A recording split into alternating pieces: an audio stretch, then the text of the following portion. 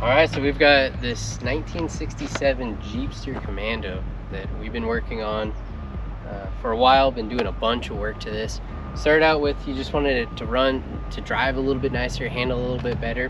So we started with suspension and axles, did a little bit bigger axles. It had the stock Dana 27 front axle, and I forget what the rear exactly was, but real small axle, so we wanted something a little bit more capable. So what we did is we went and put 44s front and rear. Now we started with the rears Ford, I believe 44, that pretty much just about bolted right in. And then the front, we ended up going with, since it's passenger side, we did a Chevy 44, and then we took that, narrowed it down. We narrowed one side down, and we were able to find a stock shaft that actually fit right in there, so he's not gonna have problems getting parts or anything like that. And then we converted it to 5-lug with Ford outers. That way he kept the Jeep 5-lug.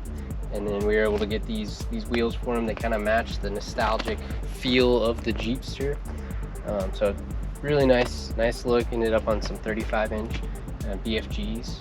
And then for suspension up front, we got rid of the old Wagoneer, or the old Jeepster leaf springs, and we went with YJ leaf springs because they ride well, they're simple, easy to do, and we built some brackets to put those under there, and thing works amazing.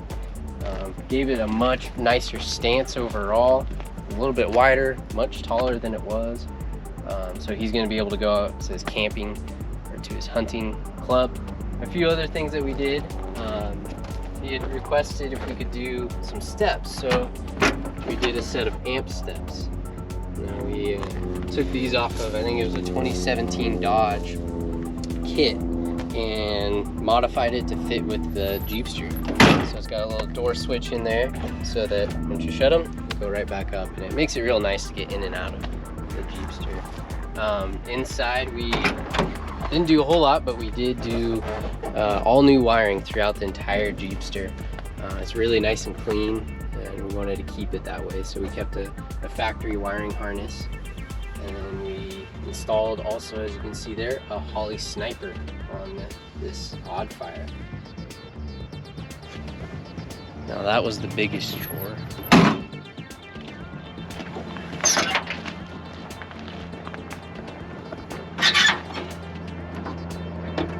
So along with all the new wiring that we did underneath the hood for lights, engine, all that stuff, the thing didn't run all that great, and I think it was carburetor issues. That's what we had thought of from original. So we went with the Holley Sniper. Seemed like a very easy fit. He had a 4-barrel carb on there before, so I thought that would be a pretty easy swap. And installing the Sniper and hooking that all up was actually not hard at all.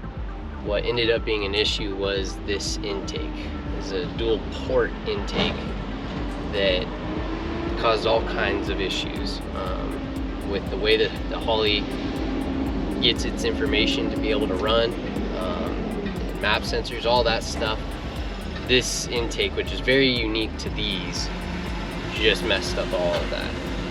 So it took us a long time to figure out a way to get the Holley, the Sniper 4-barrel, to work well on this. And we ended up doing it with a carb spacer and some custom machining and work on the carb spacer, so that the ports were shared and everything was happy. Now this thing runs amazing, really nice, a lot of power, really fun little rig to drive. So really stoked with how it came out, but it was a lot of work to get there.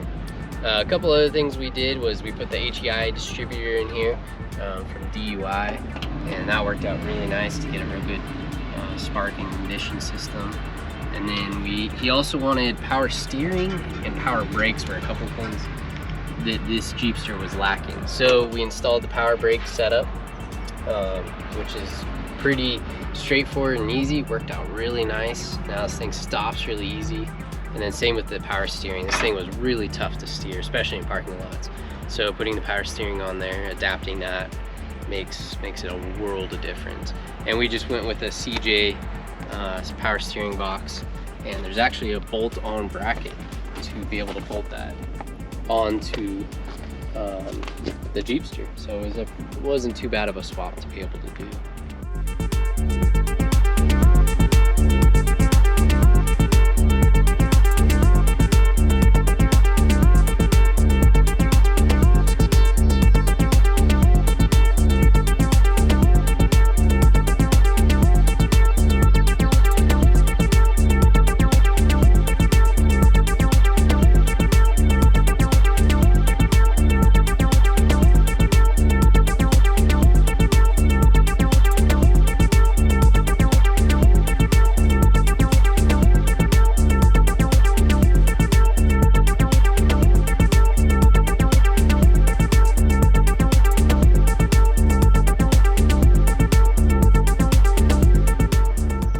So this thing turned out really nice. It's really cool. The story behind it too is really neat.